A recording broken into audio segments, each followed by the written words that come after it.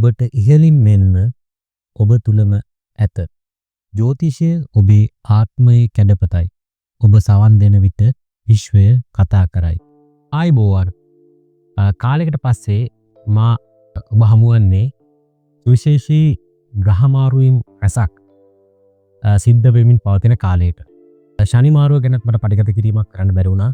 අධික කාර්ය බහුල වීම නිසා.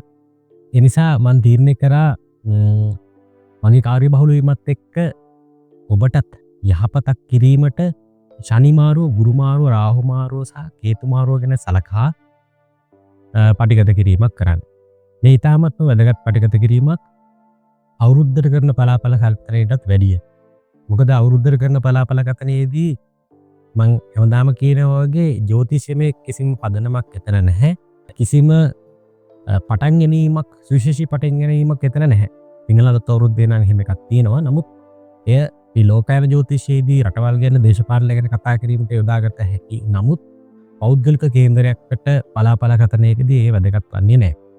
මේ නිසා ඔබ තේරුම් ගත යුතුයි මේ මැයි මාසෙන් පස්සේ රාහු සහ කේතු සහ ගුරු මාරුවීමත් සමග මාර්තු 29 වෙනිදා ශනි මාරුවත් සමග වෛදික ජ්‍යොතිෂයේ කතා කරන්නා වූ කාලයක් තිස්සේ එකම රාශියක සිටින්නා වූ එනම් අවුරුද්දකට වැඩි කාලයක් එකම රාශියක සිටින්නා වූ සියලුම ග්‍රහයන් රාශි මාරු කර ගන්නවා.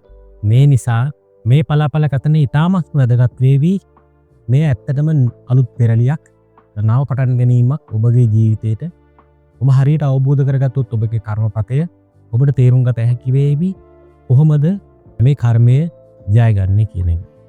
ඒ කියන්නේ ඔබට යහපත් කර්මය ඔබට ආකර්ෂණය කර ගැනීමත් අයහපත් කර්මය ආකර්ෂණය කර ගැනීමට අවබෝධයෙන් කටයුතු කළ යුතුයි. හැමදාම කියනවා වගේ මේ කර්ම ශක්තිය ඔබගේ අතුලාන්තයේ පවතින දෙයක්. එනම් ඔබ තුල පවතින දෙයක්. ඔබයි මේ ආකර්ෂණය කරගන්නේ. බාහිරින් ඔබ පාලනය කරන දෙයක් නැහැ. නියත කර්ම අපිට වෙනස් කරගත නොහැකි. නමුත් යම් කිසි කොටසක් අපිට වෙනස් කරගත හැකි. මේ නිසා අපි මේ දේ අවබෝධ කරගෙන යහපත් දේ ළඟා කර ගැනීමත් අයහපත් දේ, අසුභවාදී දේ මගහරවා ගැනීමත් අවබෝධයෙන් සුභවාදී උපදේශනයක් ලෙස මේ ළඟා කරගන්න. විශේෂයෙන්ම ඔබගේ චන්ද්‍ර ලග්නයේ හැටියට සලකා බලන්න. චන්ද්‍ර ලග්නයේ හැටියට ග්‍රහයන්ගේ මාරුවීම් ගැන මම මෙහිදී කතා කරනවා. ඒ අනුව චන්ද්‍ර ලග්නයේ හැටියට ඔබ සලකා බැලුවොත් ඔබට විශේෂයෙන්ම අවබෝධ කරගත හැකි වේවි එසේ මේ ග්‍රහ බලපෑම පෞද්ගලිකව ඔබට බලපාවිද කියලා. අපි දැන් සලකා බලමු මේ ග්‍රහ මාරුවීම් සිදුවන්නේ කෙසේද කියලා. ශනි මාරුව සිද්ධ වුණා දැනටත් 2025 මාර්තු 29 සිට 2027 ජූනි 3 වෙනිදා දක්වා පවතිනවා මෙම ශනි මීන රාශියේ. ඒ වගේම රාහු කේතු යන ග්‍රහයන් 2025 මැයි 18 වෙනිදා තමන්ගේ රාශි මාරු කර ගන්නවා. රාහු සහ කේතු ගමන් කරන්නේ අනිත් පැත්තට.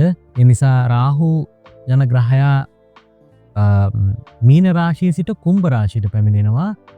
කේතු කියන ග්‍රහයා කන්‍යා රාශිය සිට සිංහ රාශියට පැමිණෙනවා. 2026 දෙසැම්බර් 5 වෙනිදා දක්වා මෙම රාශිවල එම ග්‍රහයන් රැඳී සිටිනවා. ඊට අමතරව ගුරු ග්‍රහයා 2025 මැයි 14 වෙනිදා සිට 2026 ජූනි 2 වෙනිදා දක්වා මිථුන රාශිගත වෙනවා. මේ ආකාරයට මෙම ග්‍රහ මාරුවීම් ඔබේ ලග්නයට කෙසේ බලපාවිද අපි දැන් සලකා බලමු. අපි දැන් සලකා බලමු වෘශ්චික ලග්නයේ පන්න ඔබට මෙම ගෝචරයේ කෙසේ බලපාවිද කියලා. වෘශ්චික ලග්නයේ ගුරු ග්‍රහයා 7 වන භාවයෙන් 8 වන භාවයටද, කේතු ග්‍රහයා 11 වන භාවයෙන් 10 වන භාවයටද, රාහු ග්‍රහය 5 වන භාවයෙන් 4 වන භාවයට ගමන් කරනවා. ශනි 4 වන භාවයෙන් සිට 5 වන භාවයට ගමන් කරා. මේ ආකාරයට මෙම ගෝචරය ගැන සලකා බලද්දී සම්ප්‍රදායික කෝණයෙන් බැලුවොත් ගුරු 8 වෙනිදා ගමන් කිරීම තා නරකයි. විශේෂයෙන්ම සතර මූට රාශියක් වෙලා බැලුවොත් තව ටිකක් ගැඹුරට ගිහිල්ලා ඒ තවත් නරකයි. කේතු 10 වෙනිදා ගමන් කිරීම අයහපත් ලෙසයි සලකන්නේ. රාහු 4 වෙනිදා ගමන් කිරීම අයහපත්. ශනි 5 වෙනිදා ගමන් කිරීමත් මධ්‍යස්ථයි. වඩා යහපත් තත්ත්වයක් නෙවෙයි. ඒතර වෘශ්චික ලග්නයේ සාම්ප්‍රදායික කෝණයෙන් බලපුවා මේ හැම දෙයක්ම වඩා යහපත් ලෙසයි පවතින්නේ. අපි තව ටිකක් ගැඹුරට ගිහලා බැලුවත් මම මුලින් කිව්වා වගේ සතුරු මූට රාශියක ගුරු ගමන් කිරීම නම් කොහොමද යහපත් අට වෙන්නේ. ශනි පහේ ගමන් කිරීම මධ්‍යස්ථ තත්ත්වයක්. මේක යහපත් හෝ යහපත් ලෙස ගන්න ඕනේ නෑ. මොකද ශානි 4 ගමන් කිරීම ආපේක්ෂව ගත්තොත් මුලින් තිබ්බ තත්ත්වයට වඩා දැන් තියෙන තත්ත්වය සාමාන්‍ය තත්ත්වයක්. ඒක විශේෂ දෙයක් නෙමෙයි. එතකොට මේ කේතු 10 ගමන් කිරීම මූල ත්‍රිකෝණ රාශියක් වෙලා රාහු 4 ගමන් කිරීම මූල ත්‍රිකෝණ රාශියක් වෙලා නරක ප්‍රතිඵල තරමක් දුරකට අඩු කරනවා. නමුත් එතන නරක ප්‍රතිඵලයක් තිබෙනවා. වෘශ්චික ලග්නයේ ඉපන් ඔබ මේ දවස්වල සැලකිලිමත් විය යුත්තේ විශේෂයෙන්ම නැවතත් අනිත් බොහෝ ලග්න වලට කිව්වා වගේ ඔබගේ සෞඛ්‍ය සම්බන්ධයෙන්.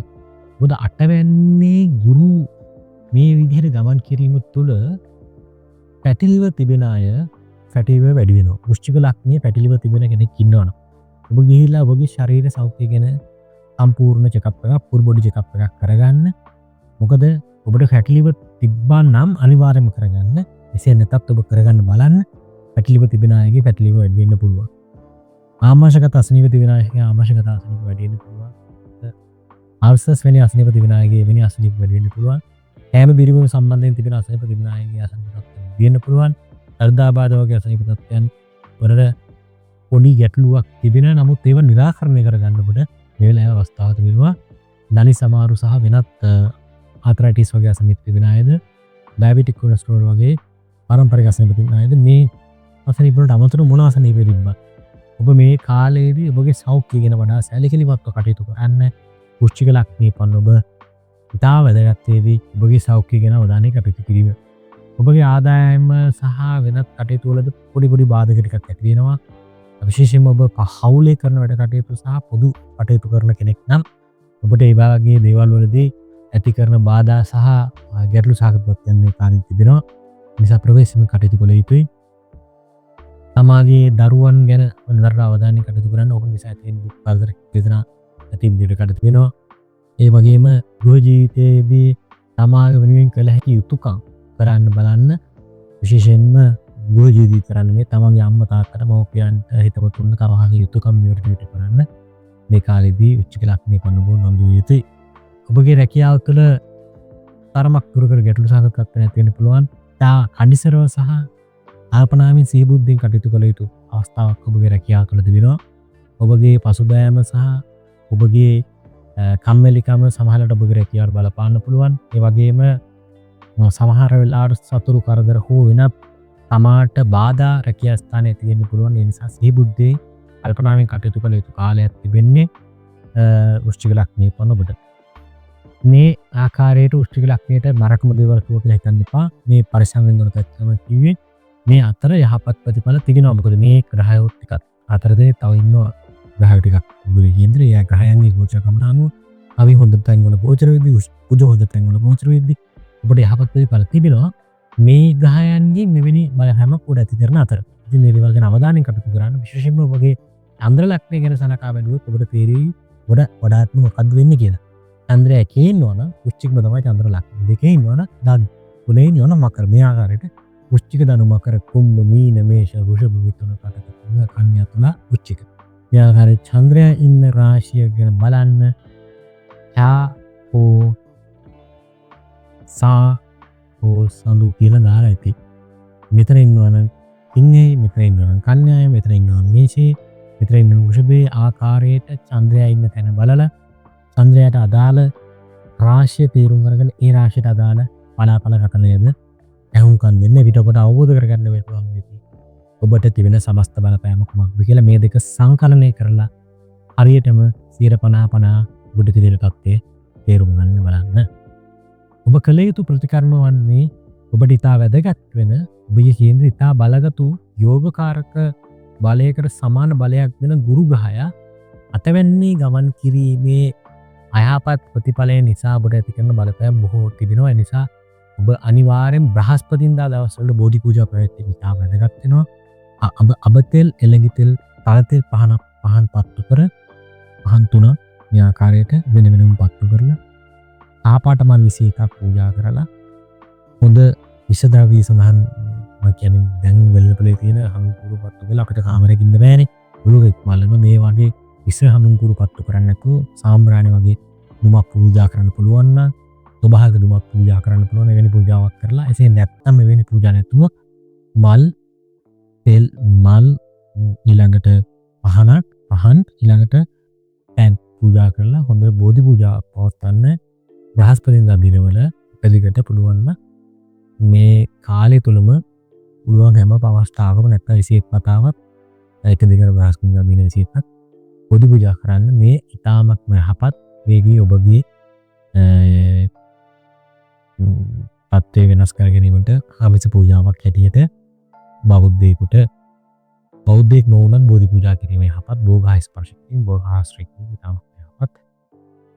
නමුත් ඔබ බෞද්ධයෙක් නෙවෙයි නම් ඔබ බෝධි පූජා කරන්නේ නැත්නම් ඔබ කතෝලිකයෙක් නම් බ්‍රහස්පතින්දා දිනවල තියෙන මේ මෙහෙවනවලට සම්බන්ධ වීම බ්‍රහස්පතින්දා ආදාර ශාන්තුරයන්ට යාඥා කිරීම පූජා පැවැත්වීම ඔබ හින්දු භක්තිකයෙක් නම් ශිව දෙවියන්ට පූජා පැවැත්වීම ඉතාමත් යහපත්. තාපටමල් 21ක් පූජා කිරීමත් පහන් පත්තු කිරීම බෞද්ධයන් සඳහන් කරා වගේම තල තෙල් අඹ තෙල් එළඟ තෙල් පහන් අපිට පත්තු කරන්න පුළුවන්. ඒ වගේම ඒ ආකාරයට අපිට පූජා පවත්වන්න පුළුවන් නම් බ්‍රහස්පතින්දා දිනවල ඔබට හින්දු භක්තිකයෙක් හැටියට මේ පත්වේ මගාර වගනීමට ඔබට හැකි වේවි. මේ හැම දෙයකටම වඩා ඔබ හැමෝටම ඉතාමත් යහපත් මේ ආමිස පූජාවට වඩා ප්‍රතිපත්ති පූජාවට නැඹුරු වීම ධර්මය අවබෝධ කර ගැනීම සහ ඉහිය සතරතිපට්ඨානෙ විදර්ශනාව පුරුදු කිරීම මේ කතෝලික ආගම තුලත් තියෙනවා හින්දු දහම තුලත් තියෙනවා මේ දේ අවබෝධ කරගන්න යමුරු දහම අවබෝධ කරගන්න ඒ තා වැදගත් වෙයි. මේ ආකාරයට කටයුතු කිරීම තුළ ඔබට මේ නාග තත්ත්වයන් මගහරවා ගැන යහපත් තත්ත්වයන් ගොඩනගා ගැනීමට හැකි වෙනවා. ඔබට තෙරුවන් සරණයි දෙවි පිහිටයි.